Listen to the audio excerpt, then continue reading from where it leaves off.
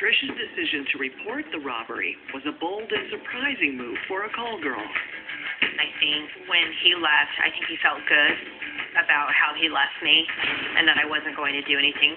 He chose his victims based in part on vulnerability. These were women who probably wouldn't report the crimes because they were doing, in some cases, things that were illegal. So how could they go to the police?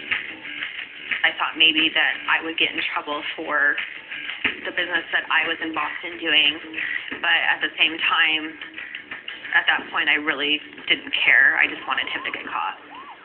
Trisha was willing to put herself on the line, and Boston police detectives who questioned her recognized that.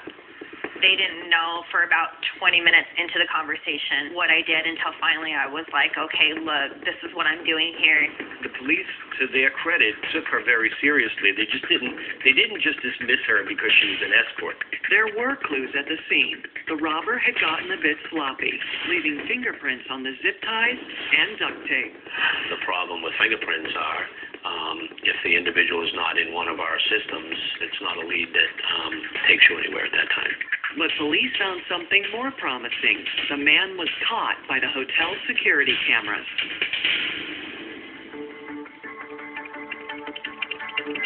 They contacted me and asked if I would come down to the police station. And then they showed me a surveillance photo of a tall, blonde guy.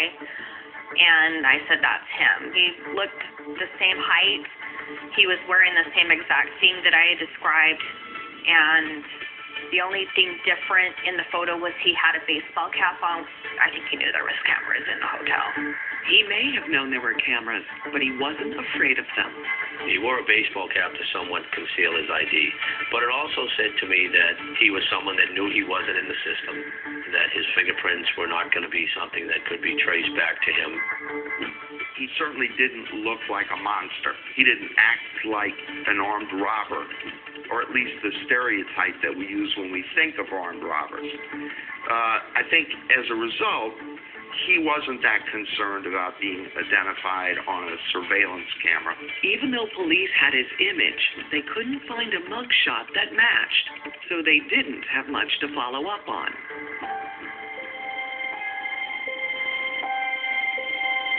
In the following days, Trisha waited in Boston to get her cell phone back, but she didn't feel safe.